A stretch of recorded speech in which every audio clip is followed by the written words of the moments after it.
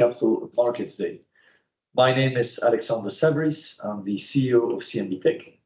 I'm joined today to present by my CFO Ludovic Sabris and Peter Simonsen, the CEO of Golden Ocean. We want to talk today about the proposed merger of CMB.TECH and Golden Ocean. We will discuss the details of the proposed transaction. We will talk about the two companies and what it would look like if the two companies merge together. We'll talk about the value, and then we'll zoom in the various marine divisions of CMB.TECH, the business of CMB.TECH and Golden Ocean, talk about the markets and talk about what we do. At the end of the presentation, we will have time to answer questions. Let me start by giving you a highlight of the proposed transaction, the proposed merger. What we are talking about is a stock-for-stock merger with CMB.TECH being the surviving entity. CMB.TECH and Golden Ocean shareholders will own approximately 67% and 33%, excluding the treasury shares, of CMB.TECH after the merger. The exchange ratio is 0.95 CMB.TECH shares for 1 share of Golden Ocean. That is based on a value of $15.23 for a share of CMB.TECH and a value of $14.49 for a share of Golden Ocean. And the $14.49 is the same price as we paid to Hemen when we bought their shares in March of this year. Exchange ratio could be adapted depending on share buybacks, share issuances, or dividend distributions. The company will operate as CMB.TECH NV, will be headquartered in Antwerp in Belgium, and will have offices everywhere in the world, in Europe, North America, Africa, and Asia, including also Oslo. We are, as CMB.TECH, listed today on NYSE and Euronext Brussels. That will continue. The Golden Ocean listings would disappear in New York and in Oslo, but we would apply for a new listing of CMB.TECH on Oslo Børs. The combined market cap would be, based on current values, around $3.2 billion, with a free float of close to 40%.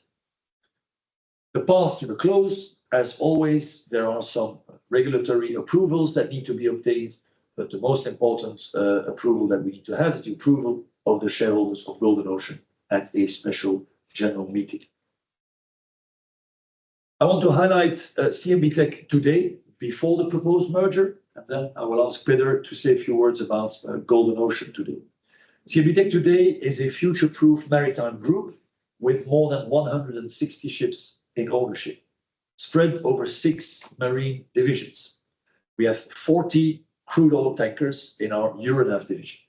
We have 30 dry bulk vessels in Bocimar, 16 chemical tankers in Bochem, 5 container vessels in Delphis, 67 offshore wind supply vessels in Windcat, and then our smallest division is our workboat division with 4 ships. As you can see on the slide, already half of our fleet is either fitted with hydrogen and ammonia engines or is ready to be fueled by hydrogen or ammonia. The business model of CMB.TECH is very similar to the business model of Golden Ocean. We are a ship owner, we put assets on our balance sheet and lease them out, charter them out to our customers. We've added a slide with the numbers of the full year 2024. I'm not going to go in too much detail, but just highlighting some numbers. Last year, we made a net profit of 870 million. That included quite a substantial amount of capital gains. Without capital gains, we were at $200 million. Our EBITDA was 500 million. We have a liquidity of $350 million, a contract backlog of 3 billion, an outstanding capex of 2.2 billion, and the fair market value of our fleet today stands at $7.5 billion. I'd like to hand it over to Peter to talk about Golden Ocean. Thank you, Alex. Firstly, I'd like to thank CMB.TECH and the team for a constructive process. I think on agreeing on the term sheet, which is subject to the conditions that you mentioned, most importantly, the shareholder vote. I think we are pleased with the result on behalf of our shareholders of 14.49 per share, and look forward to continuing with the process together. Golden Ocean today, we are the largest listed owner of large-sized dry bulk vessels with a fleet of 91 ships, of which we have 59 Capesize and Newcastlemax vessels and 32 Kamsarmaxes and Panamaxes. We have an average age of around 7.5 years, which makes us a very modern fleet and fuel-efficient fleet. We have scrubbers fitted on approximately 2/3 of our Capes and approximately half of our total fleet. We have dual listing on New York, Nasdaq, and Oslo, with a market cap of around $1.4 billion and very high trading volumes, being listed on both the Russell 2000 Index and other indices in both Oslo and New York. And we are the only large listed owner of large Capesize vessels. We have a financially robust balance sheet with average leverage on our balance sheet over 37% on our bank loans. This gives us a very low cash break-even rate of around 13,800 across the fleet. This enables us to stay spot in the market that we have been in, and also enables us to pay out sustainable dividends, which we have done over the past 5 years, aggregating $1.2 billion. We have had a full year result in 2024 of $223 million. This is based on 27,000 achieved rates of Capesize vessels and around 15,500 for our Kamsarmax and Panamaxes. As described in our Q4 report, we are now both in Q4 and in first half 2025 entering a very intense dry docking period, which will impact our results both in Q1 and onwards, as mentioned in our Q4 report. Back to you, Alex. Thank you very much, Peter. Let me zoom in now on how a combined CMB.TECH and Golden Ocean would look like. We believe that we would make a leading diversified maritime group. Some numbers: a fleet of over 250 vessels, an average age of the fleet of 6 years, a fair market valuation of the fleet of a tick above $11 billion, an NAV of a combined company of close to $15 per share. We would have the 3 listings, as I just mentioned. And if we would then zoom in on our fleet, you would see that the biggest change would happen in our dry bulk division, the combined Bocimar and Golden Ocean, where we would go up to 121 vessels, with the rest of the fleet remaining as it is. What do we stand for at CMB.TECH? First and foremost, we want to reward our shareholders by creating value. We want to create diverse, sustainable, and high-quality cash flows. Secondly, our strategy is around diversification and decarbonization. We own a wide variety of different ship types, and we want to power them with low-carbon fuels like hydrogen and ammonia. We want to attract and inspire the best talents, our people, and last but not least, our clients are, of course, the beginning and the end of everything we do. We want to serve them with reliable and quality, safe services. Our family, the Sabris family, has been an anchor shareholder of CMB, an anchor shareholder of CMB.TECH, and intends to be and stay a strong anchor shareholder in the new company. When we talk about our strategy of diversification and decarbonization, let's zoom in on diversification. Why do we believe in the power of diversification, contrary to being a pure-play company? We believe that it allows us to play the different cycles in different sectors and makes our company more robust to withstand the very volatile shipping markets. We're trying to show this via this example of the table that you can see on this slide, where you can see the different order book to fleet ratios in the different shipping segments that the world is operating in. And you can see that, for instance, today, the order book to fleet in the tanker and dry bulk markets is very low. Today, the age profile of tankers and dry bulk vessels is very high. That combination, we believe, is a very good moment to invest in the segment because we are expecting that the balance between demand and supply will be in favor of better freight. We will not invest in LNG ships or LPG ships, or you will see later on in container vessels, because we believe that the cycle there is probably past its peak and is going to go down. But as and when these segments will become attractive again, it will allow us to enter back into that market. And that basically brings us to resilience. Shipping is volatile, shipping is boom and bust. And what we need is a lot of legs to stand on, not only to survive the crisis, but also to seize opportunities. And we will do this by having a mix of spot exposure and time charter duration in our fleet. And we will increase it and decrease it depending on where we are in the cycle. Last but not least is our clients, as already mentioned. You can see some of our clients which are here. We want to engage with our clients to offer them quality services across the board. A modern fleet at the forefront of decarbonization. Decarbonization is the second pillar of our strategy. We believe that our customers need low carbon ships, need efficient vessels. And we have three types of decarbonization. The first one is the most easy one, is to operate a modern fleet which burns less diesel and hence emits less CO2. The fleet of Golden Ocean is a very good example. It's a young fleet, it's best in class compared to the actual fleets that are on the water today. A second strategy in the decarbonization is to have vessels that are ready to be retrofitted to hydrogen or ammonia. They don't have the hydrogen engine yet, they don't have the ammonia engine yet, but they can be retrofitted as and when our customer would want to go for that. And then last but not least, this is where most of our investment has gone so far, is we are building ships that are capable of being powered by hydrogen and ammonia. And the big advantage on that capability is that we can always shift back to diesel if hydrogen or ammonia would be not available or too expensive. And you can see on our fleet that already a lot of our vessels are ticking the box of being fitted with ammonia and hydrogen. Even more vessels are ready to be retrofitted, and the rest of the fleet is modern, is economic, is efficient, and definitely the Golden Ocean fleet is part of that. Hydrogen and ammonia, I will not explain why we have chosen the two molecules, but we believe that these are the best molecules to decarbonize the industry. We have an 8-year track record of developing engines on hydrogen and ammonia. The hydrogen-powered ships are already sailing, they are already on the water since 2017, and we're adding ships every year. The ammonia-powered engines and the ammonia-powered ships will only be ready this year, with the first delivery beginning of next year in 2026.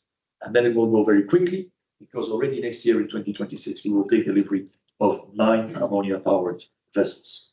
First, it's part of a total strategy, building the ships, installing it with the right engines, and then also supplying the molecules which we are sourcing from a variety of producers.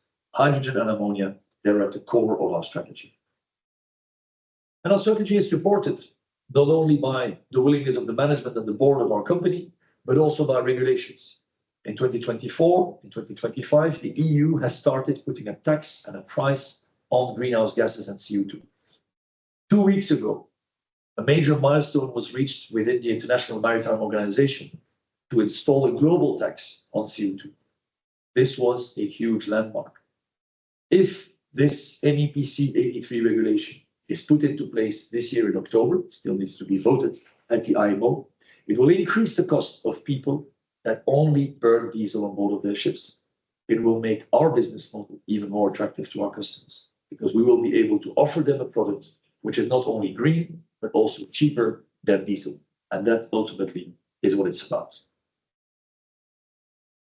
We want to say a few words about value creation. Allow me to invite our CFO, Ludovic.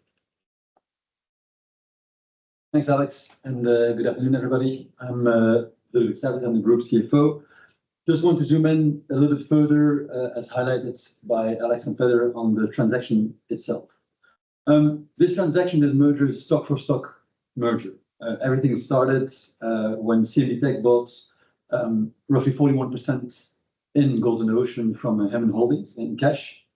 We continued to increase our stake thereafter until 49.4%, and then started negotiation with the boards to go for a stock-for-stock merger. The exchange ratio is key. in this transaction. This is basically determining what the values of CMB.TECH, what the values of Golden Ocean, and how many shares that the remaining shareholders, the free float in Golden Ocean, is going to receive in this surviving entity, CMB.TECH entity.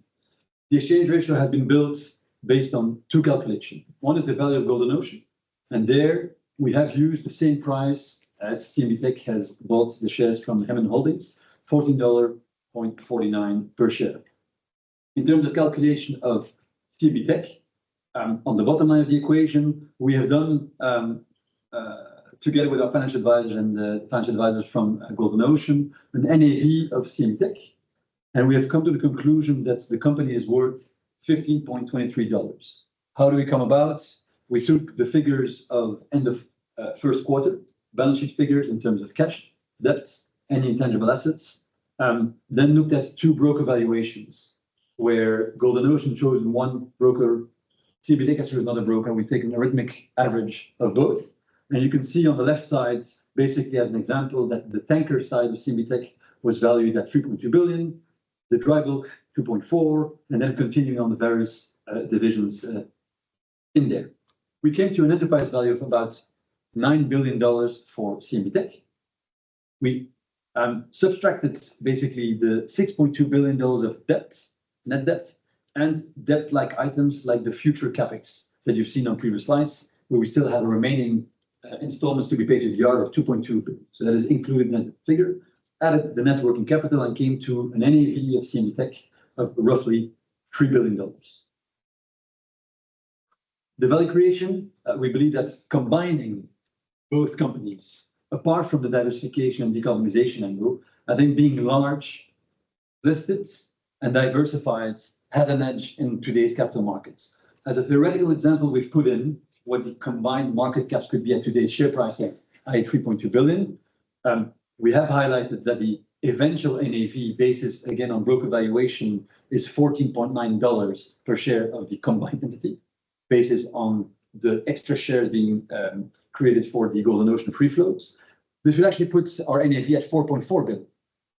So again, we want to show this to all our stakeholders that we have a large fleet, a large NAV, and a large listing. And we want to then use that wisely to target opportunities in the market, whether it's on the S&P, new building, or other M&A transactions. The free float, 38.4%, apart from having, as a strength in our company, an anchor shareholder with the Cyrus family, we believe also that having a large free float and enjoying the highly daily volume that Pedro was mentioning on the Golden Ocean share, this will then be translated in the combined entity. This definitely will be a strong selling proposition of our combined group. The anchor shareholder we mentioned, I think a lot of people have asked about the dividends. CMB.TECH has a fully discretionary dividend policy. We want to highlight here that in the capacity of CMB as a listed company for 104 years, we've had about 62.5% dividend payouts over the last 13 years we were listed. At CMB.TECH, year-and-a-half, we've paid roughly $2 billion in dividends over the last 23 years, which is 45% dividend payouts. To summarize, in terms of value creation, a lot of the points we mentioned, we're large, we're listed, we're diversified, and we have 40% free floats. This is key to our platform. We have more than 250 modern vessels, and the modern part is extremely important to look at decarbonization in the various ways. It's super eco, it's having low carbon fuel optionality and also low carbon fuel fitted vessels in there with a big spot exposure on two very upcoming segments, which is dry bulk, large dry bulk, and tankers today. We believe that that spot exposure puts us well for an enjoyed market in the next 12 to 36 months. The resilience we mentioned, being able to move cycle, asset class to asset class, is very important. The anchor shareholder with a long tradition in shipping, and then last but not least, having an attractive financial profile. We have a low levered Golden Ocean, we have a strong balance sheet with CMB.TECH. On a pro forma basis, 2024, we would have done a combined EBITDA of more than $1 billion, excluding capital gains, even though we believe that's also a core part of our business. We believe that it's a compelling value proposition for our shareholders, and obviously are looking forward to engage further on that. Alex, thank you. Thank you very much. We will end with talking about the various marine divisions, what we do, and the markets. Let me start with a general overview. In shipping, we always look at supply demand. And on this slide, you can see the 5 major shipping segments we are active in, what the demand side of things looks like today, and what the supply side of things looks like. I will not go into all the details, but zooming in on tankers, even though we are expecting a slowdown in the global economy this year, we still see ton-mile positive demand. On the supply side, we've already mentioned it. There's a couple of slides that will follow where you will see the age of the fleet and the order book are very supportive for the story. In short, on tankers, we are positive. Now, the exposure of our group today is we have 29 vessels on the spot market and 11 ships that are on charter.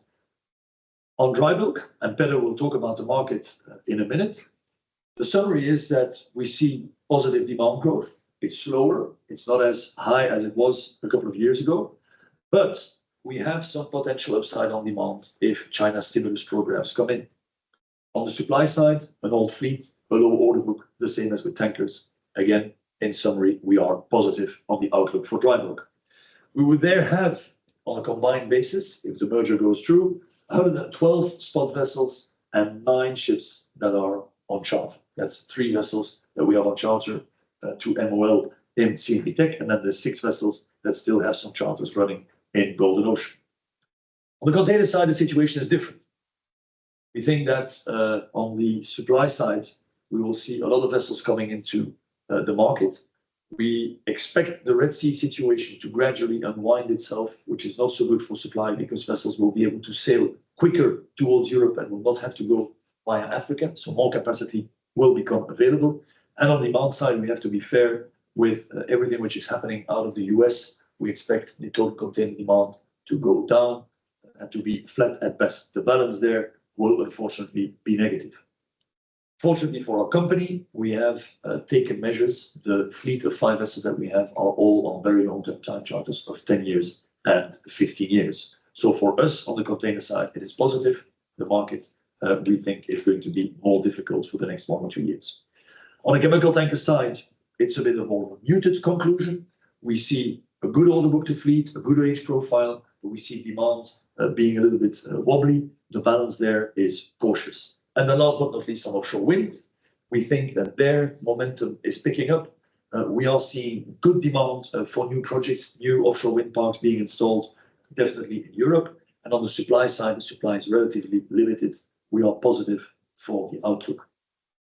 On the chemical side, I forgot to say, our spot exposure is quite limited. We have most of our vessels on time charter. Out of 16 vessels, 14 are chartered, 2 are operating the pool. And on offshore wind, we have 24 spot vessels and 43 charter vessels. A few words about the tanker market at Euronav. Today, our fleet is 13 VLCCs and 18 Suezmaxes on the water. We have another 5 VLCCs and 2 Suezmaxes on order. You can see the results from our Q4 report that we did in Q4 and what we have fixed in Q1. I'm not going to dwell too much on that, but all in all, our numbers are good and we are positive on the market outlook for tankers. And we are positive because, as you can see on this slide, our fleet is aging. For instance, on Suezmaxes, by the year 2030, we will have more than 240 Suezmaxes that will be 20 years or older. And 20 years in shipping is usually the date of the full special service, usually the date where you decide to recycle your vessel. There are only 110 Suezmaxes that will come on the market by 2028. So if you combine the age profile with the low order book, we believe that is a very positive signal for the tanker trade. But of course, the tanker trade is impacted by the global economy. And as you know, there is a president in the United States who is imposing tariffs on the world. And these tariffs will, in all likelihood, create uncertainty and will, in all likelihood, create a reduction in global GDP growth. And you can see here some of the latest numbers that are coming in terms of forecasting GDP. We will see a slowdown. Now, oil demand is in a way linked to global GDP growth, but not only. But what happens, and as you can see already now, is that you can see that the price of oil is falling. What happens is that we are seeing supply of oil increasing. So with less demand and more supply, the price will even go down further. And it will have two effects. The first effect is that we will buy more oil and store it. So inventories of oil are going to go up, which is usually for tanker markets a very good sign. And the second effect is that with prices that are lower, with the dollar which is weakening, which is not only a consequence of oil prices, but of the global economy and what is happening now in the United States, you might actually see demand for oil going up. So these two drivers, we believe, will be very positive for the tanker story, for the large tanker story. Additional upside comes from Russia and Iran sanctions. A lot of talks today about what to do with the Russian sanctions and what to do with Iran. But on both sides, if there would be any movement from the status quo, this could be beneficial for tankers. Just to give you an idea, if the sanctions on Iran would be more stringent, that would mean that more oil would have to be moved on conventional tankers out of other places. If the sanctions on Iran would become less stringent, if a peace deal would be agreed, then you will see the old fleet of carrying Iranian oil disappear and will be replaced by conventional tankers. So actually, the Iran story, in our view, can only be positive for the tanker market. I'd like to hand it over to Peder to talk about dry bulk. Thank you, Alex. So, if the proposed merger is carried out as we expect, we will have a dry bulk fleet of over 120 vessels, of which 87 of them are modern Newcastlemax and Capesize ships.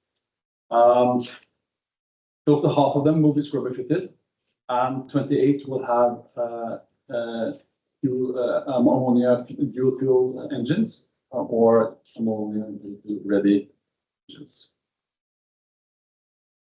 To put that into perspective, if we look at the biggest players in the Capesize market, we will then be almost the top of the largest owners of Capesize ships. COSCO is the state-owned Chinese owner, so we will be by far the largest owner below them. We will have, as you see, the youngest age fleet among our peers here with 6 years. And we will be the only one who are able to offer low carbon solutions to our customers at the scale. And I think, as announced by CMB.TECH recently, we're starting to see that our customers are starting to pay for this kind of capacity. We expect that to continue with the recent announcement from IMO and rules that are now being put into votes on carbon tax and so on. Looking at the overall market for dry bulk and the large ships in particular, it looks very promising, as Alex has mentioned. We have a supply side that has historically good visibility. We have a low order book. We have constrained shipyard capacity filled up by container ships, LNG ships, and tankers. And dry bulk ships are lowest in the pecking order and having the lowest profit margins for the shipyards. We have an increased dry dockings in the coming years, which is going to impact supply as well. I will come back to.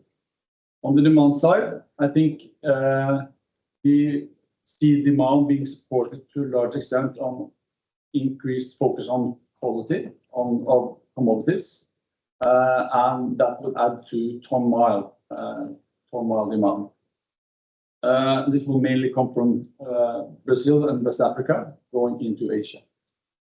And we see that the US turmoil on tax and tariffs has very marginal effect on the big large size dry bulk. The Capesizes have very few port calls, both loading or discharging in the US. So it's a marginal impact, although we do acknowledge that it impacts the sentiment with the turmoil that we're in. So looking at the order book, we have now an order book of of around just below 8%. And we have new deliveries being offered earliest in 2028. And this is at very firm prices still, due to the reason I mentioned. Shipyards are filling up with container orders and LNG orders.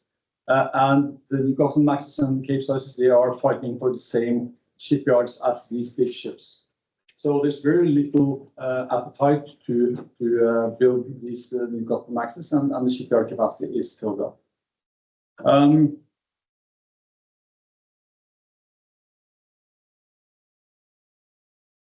Yeah, and also you see how the average age of the fleet is also increasing due to the fact that we have a low order book for a long period, and that we have a lot of ships being built in the period from 2009 to 2012.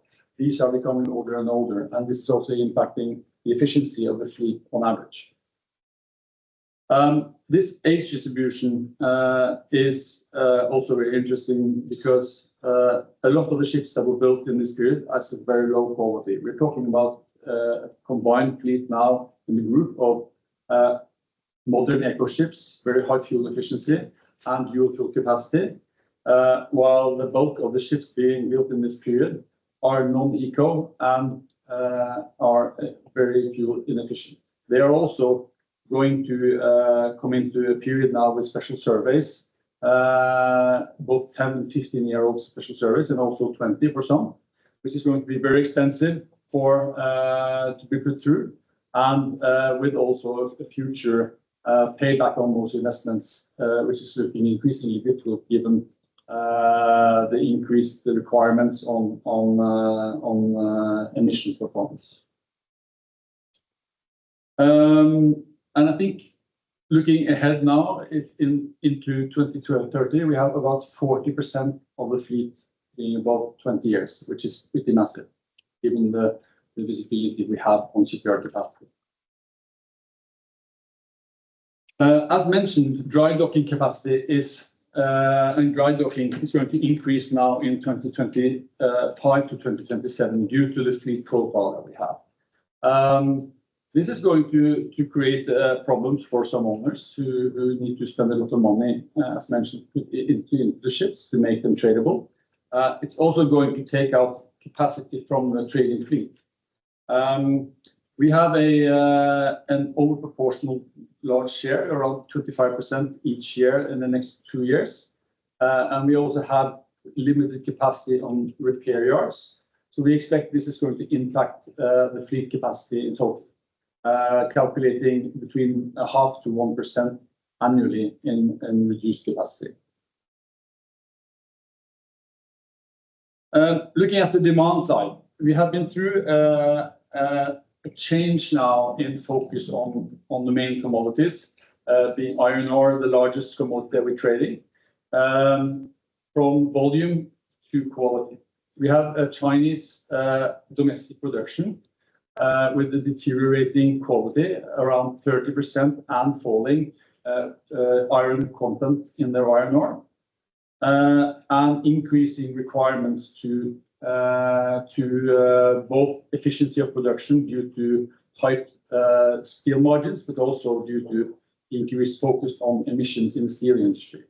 And the lower quality ore you put in to produce the same amount of steel, the more ore you need to put in, and the more coal you need to put into that mix to produce the same amount. So this is driving the interest for high quality ore.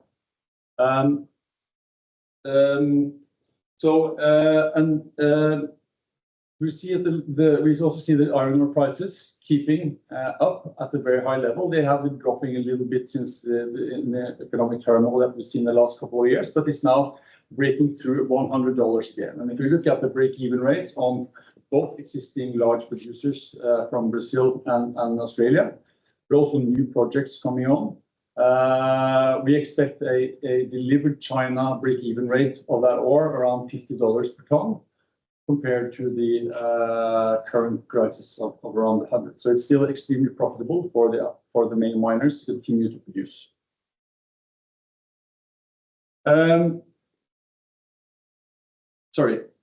In addition, we have a lot of new capacity coming on stream. We have from West Africa, we have a new project from the Simandou region, Simandou mine, which is going to add another 120 million tons of new capacity over the next 2 years. We also have Brazil expanding with 5 to 10% in their iron ore, and also new projects in Australia. Australia is or Brazil and Guinea, West Africa is 3 times the sailing distance than Australia, which means that it's going to add massive new carrying demand for the Capesize fleet. The Simandou mine is also very much influenced by the Chinese interests who seek this iron ore, the high quality iron ore, both from on the ore side, owning interest in the mines, but also on the infrastructure all the way out. So we do expect that all this ore will find its way on Capesize ships and into China. In addition, on West Africa, we also have the bauxite, which has been a major growth factor for ton miles in the last couple of years. It has grown about 20% annually since 2017. And this is also with the same ownership constellation as in the iron ore mines. This is a Chinese interest who need this for their booming EV industry and other renewable industry that they are growing massively in. This bauxite trade has replaced by Indonesia, which recently was the main exporter of bauxite, which then was a Panamax and Supramax trade. So this massive growth combined with the switch from Indonesia to West Africa, adding ton mile and a switch to Capesize, this has been a major driver for ton miles.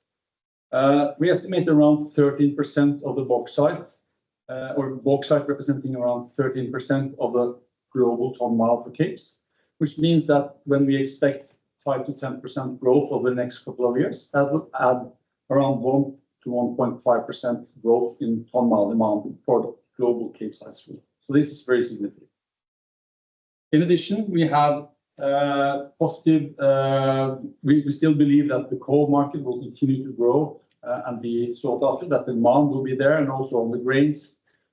We, as mentioned, do not see that the US tariffs and trade disruptions will impact this market massively. And grains normally follow the GDP growth very closely, which we do expect to continue to grow in the next years. So in sum, it's historically visible and the transparent supply side.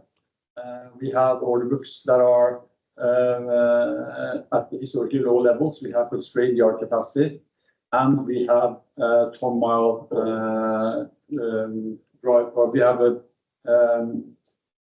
dry docking really impacting also the supply side. On the demand side, it's more about ton mile drives, and this is driven by the fight for quality on iron ore, which will then be found in Brazil and West Africa going forward. So all in all, we are very positive towards the market outlook.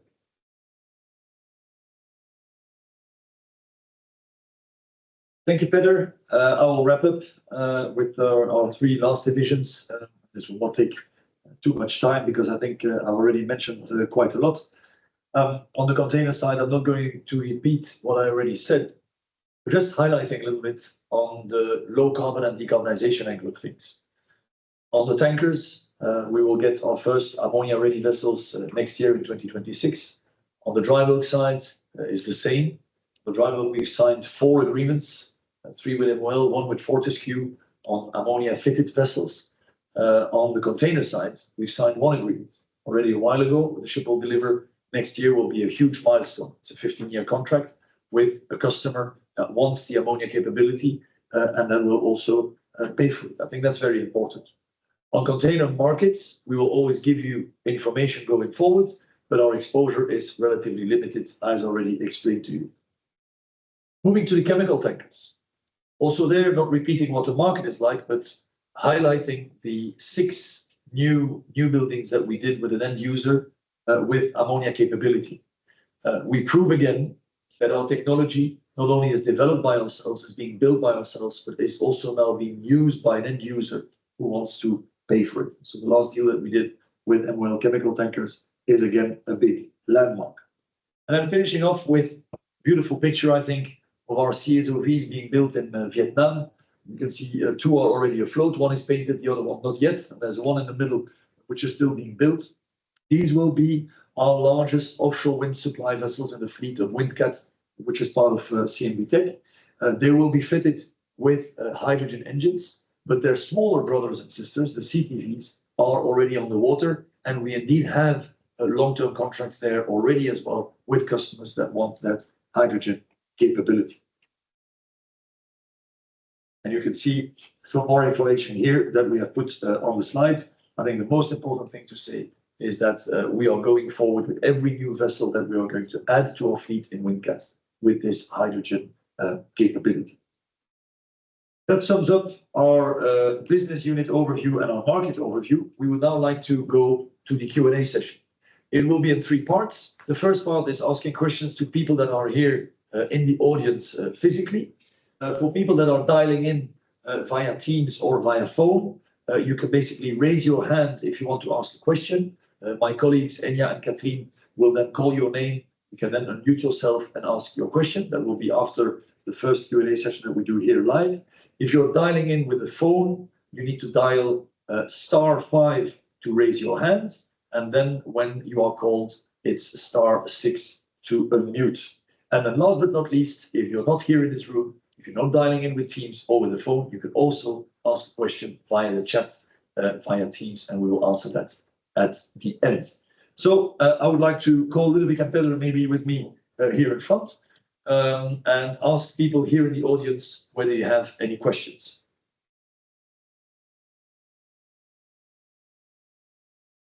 People that are dialing in, yes. Good afternoon, and thank you for the presentation. Alexander, maybe on the strategic rationale of the deal, can you explain how the merger can be instrumental or a catalyst in concluding long-term charters with customers? Yeah. So the total fleet of Capesizes and Newcastlemaxes, because as you know, Golden Ocean, it's Capesizes and Newcastlemaxes. There's also a portion of Panamaxes, but by far the fleet is skewed towards the Capes and the Newcastlemaxes, is about 2,000 ships. We will now control, as you could see, about 90 vessels. You could say that in percentage terms, that's a small amount, but in terms of overall fleet, as you can see in the ranking, we become one of the major players there. Now, how does that fit into our strategy? We want to engage with all the customers, the Golden Ocean customers, the Bocimar customers, to see whether we can help them out today by replacing their older tonnage with more modern tonnage, step 1. Help them out tomorrow with ordering new ammonia-fueled vessels that give them the optionality and also the certainty that they can decarbonize when new regulations come into play. And that is at that moment that we will be talking about longer-term contracts, as we did with the 2 customers that we've signed deals with recently. So we think that the scale that we're bringing with Golden Ocean will accelerate the possibilities for us to engage with our customers and to sign longer-term deals. And Christophe, basically you have a one-stop shop. I mean, I think with CMB.TECH, we had our 28 Newcastlemaxes, super eco, ammonia ready, ammonia fitted, but then suddenly in one go, you add 60 vessels that are super modern when we saw the young fleet. And as any energy transition, you can offer the 3 things they want: super modern diesel, optionality with ammonia, but then also the fitted ones in terms of new builds.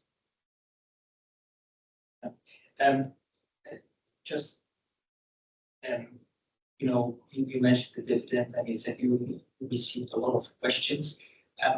Do you have targets in your mind for the total backlog for the combined group that you want to go to? And if so, could you say something in terms of if we have a backlog of this amount, we could go to we feel comfortable managing the company, the long-term value of this. Can you give us some insights on this already, or is this?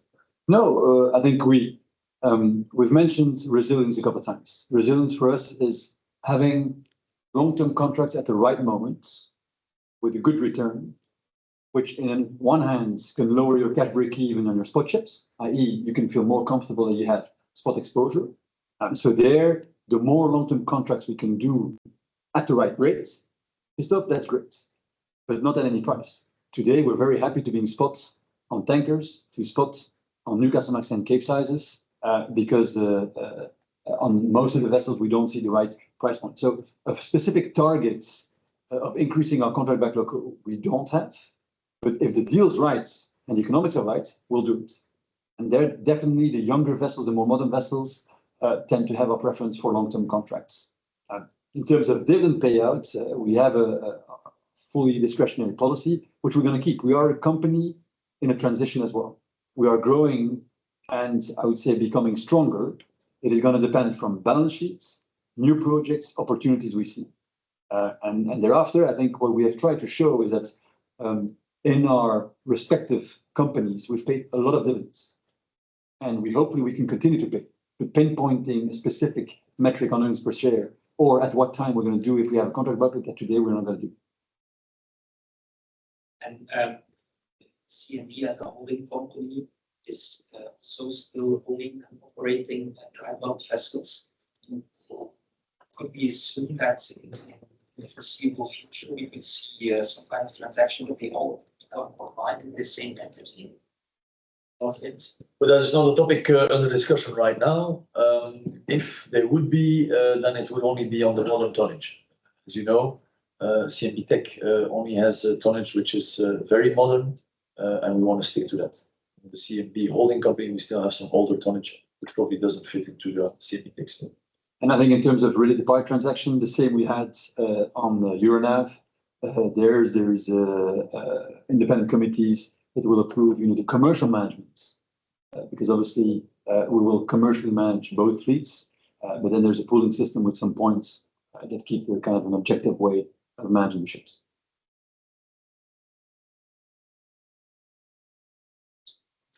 Thank you. Yes. The approval of the GO shareholders, when is it exactly? Do we have a date in that? And in what length is that formality?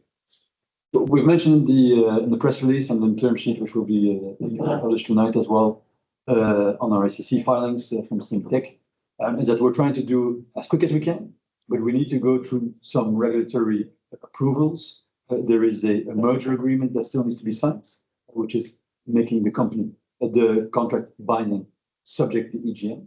There's some regulatory filing at the SEC. We will need to have a kind of prospectus, an F4, which have some time to go through the SEC approvals. And once those documents have been approved by the boards, by the SEC, there will be a shareholder vote. That is relatively swift.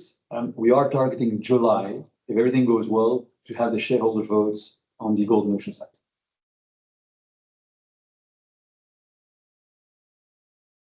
Maybe just good to point out when there's questions, whether live or on the virtually via Teams, maybe introduce yourself very quickly. That makes it easier for us to answer some questions. Yes. Maybe a question on Golden Ocean. The alternative fuel capabilities that you have, whether they are already profitted, is it always ammonia? You have things that you have.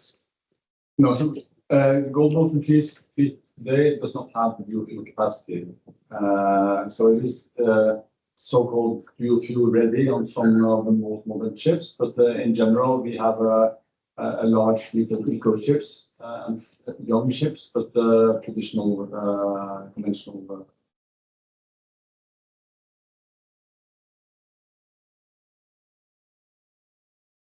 If there's no further questions in the live audience, I think we can go to people online, and I'm going to hand it over to my colleagues. Yes, so the first one is Phil. Phil, you can now unmute and ask your question, please. Yeah, Hi, this is Frode at Clarksons Securities. First question I had is on the Golden Ocean integration, if you can shed some light on that. Are there any synergies, maybe cost synergies you think could result here? No meaningful synergies. I think if you followed us back in the Euronav file, we've been quite public that we don't really believe that there's any meaningful synergies by combining two shipping entities. I think for us, the biggest advantage of the combination of the two companies, apart from everything that we just highlighted, is the strength of a combined balance sheet, the liquid listing, and the fact that we are more resilient in shipping cycles and that we can seize more opportunities. Okay, fair enough. Second question I had is on this global tax from 2028.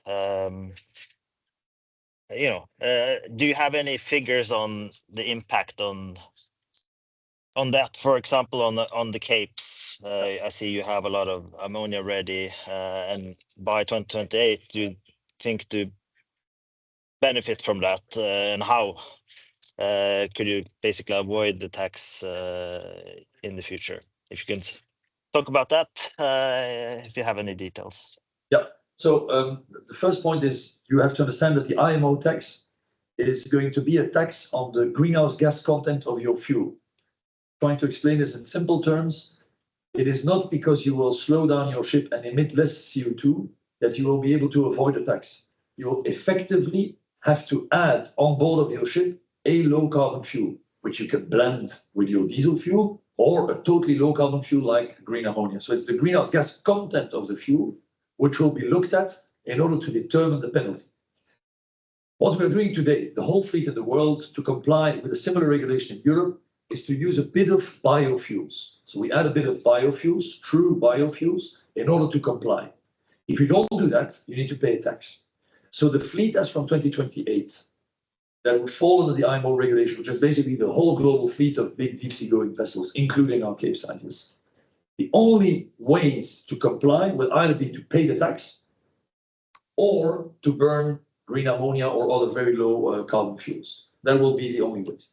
Now, to your question of numbers, it's a question we are analyzing internally, Frode, so I don't want to throw around numbers here. We have done a detailed study on the Fuel EU maritime effects. We are now doing a more profound study on an EBC 83, so on the IMO, and we hope to share that with you in a next call so that you can see the dynamics. But it will be quite significant because, as you can see, the thresholds that have been put are quite high in terms of tax of per ton of CO2. We're talking $100, which is the equivalent of $300 per ton of diesel, and $380, which is the most stringent level, which is way above $1,000 per ton of fuel if you don't comply.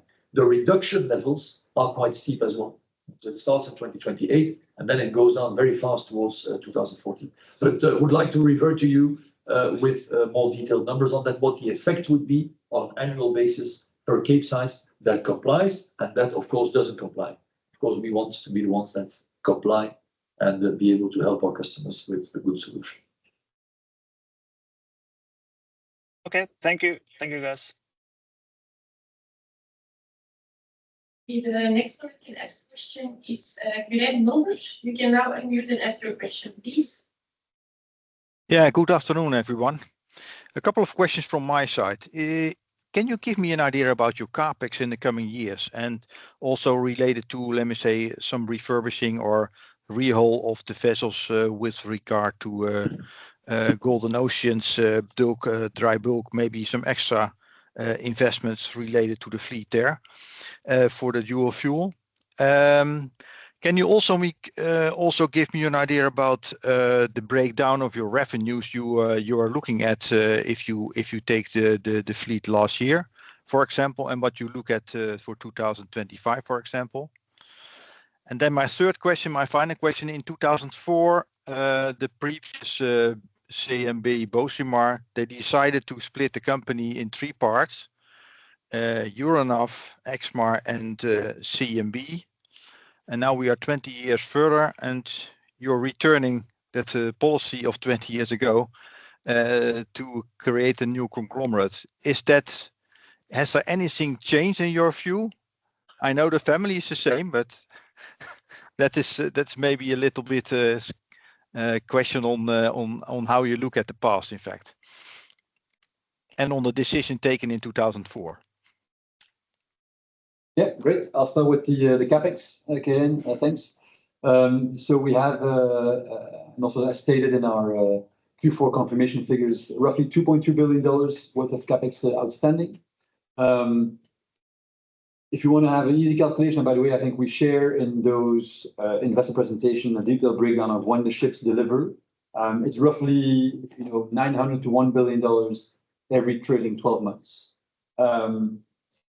So this is what we currently have. All of them are fully financed. So I would say on all the ships that are currently on order, it is credit committee approved financing between 60 and 75% leverage on those. There's still 9 ships that are remaining to be unfinanced, but we received term sheets, but not yet credit committee approved. But these are the 6 chemical tankers with MOL and the 3 dry bulk vessels with MOL. So they have 10-year charters. So this is actually quite easy to finance. In terms of actual equity on a 12-month basis, you need to allocate about $250 million of equity to continue to fund that $1 billion per 12 months CapEx. In terms of retrofits, and I'll talk CMB.TECH fleets, that is relatively minimal. Also on the older tonnage, we do not foresee to retrofit on older tonnage, I would say 5-year and older, to get ammonia capability. That's just on our side. And then on the Golden Ocean aspect too. Yeah, thank you. No, I think, I mean, for the reason that we don't have new fuel capacity on our fleet right now is because of the cost involved in retrofitting that we have so far not found attractive. When it comes to CapEx and renewal or maintenance of the fleet, we have a massive dry docking program now, dry docking over half of our Capesize fleet from Q4 and until Q2 this year. So we do a lot of heavy lifting now, which we believe is a good timing to do. So they will be up to the high standard, but not to the full capacity. On the second point of the revenue breakdown, Keren, there I think it's probably easier on the Q4 presentation. We have roughly $1 billion of turnover, where still the majority is still crude tankers earnings. But there you see the open days, the fixed days, which is quite easy to do a breakdown. And if you want to have an actual figure, then we'll follow up with Joris and myself to give the actual breakdown. But it's still 2024 is still very much heavily crude oil tankers. But with the deliveries of our part of the 28 Newcastlemaxes, with the chemical tankers and the container vessels, obviously that is every month that passes, it increases the other than crude oil tanker revenue. And on the last question, Alex, maybe. That's a history, Keren. You've been following us for a very long time. So in 2003, we spun off Euronav from CMB. In 2004, we spun off Exmar. Why are we bringing companies together and not following the pure play model that was very much en vogue in 2004? The very easy question, very easy answer is times have changed. So we change as well. We don't believe in a pure play anymore. The world is changing. The world needs investments in new technologies. And we think it's best done in a diversified, strong shipping company than in a pure play as we did in 2004. Thanks.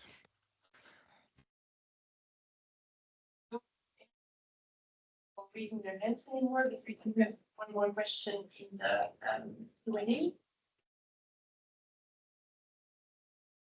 It is allowed. How do you expect to finance the 960 million 2025 newbuilding CapEx? Could the sale of the 25.8 million treasury shares be part of the solution? boosting share liquidity in the process? Yeah, I think it's a part already answered. So the question, maybe if you didn't hear, is how we're going to finance the capex for 2025. But that goes for the same token to 26, 27, and even some running 28. There we have all the financing lined up. We typically do 60 to 75% financing on the vessels. Out of the 900 million, there's roughly 200 to 250 million that we intend to do by operational cash flow, so actual cash flow we make, and sale of vessels. You've seen in the last quarters that we continuously, every quarter, sell some of the older vessels to recycle that capital into the new build program. On the treasury shares, I think at today's prices, we've shown a combined pro forma NAV of $14.9. We do not intend to use shares and issue them at today's price below NAV. I think that's not accretive to shareholders. So hence, the treasury shares are not an option today. And we think we're fully covered by the debt and the operational cash flow we have in our company. Someone is raising their hand now, so I will let George unmute and ask this question.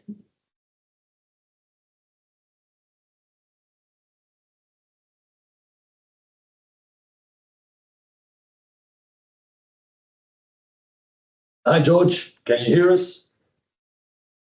You can unmute, please.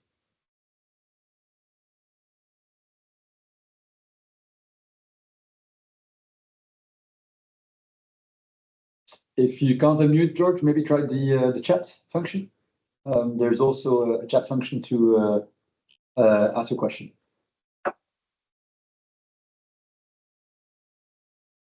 And if that is not possible, we are, of course, always available to answer your questions. Joris Daman, the head of our investor relations, is there to answer your questions. You can contact him. We will share this presentation on our website. I would like to thank everyone for having joined us on this Capital Markets Day here in Antwerp, and people that joined in digitally. Looking forward to speaking to maybe some of you next week in Oslo, where we will speak to our Norwegian friends, and hoping to see you again very soon. Thank you very much. Thank you.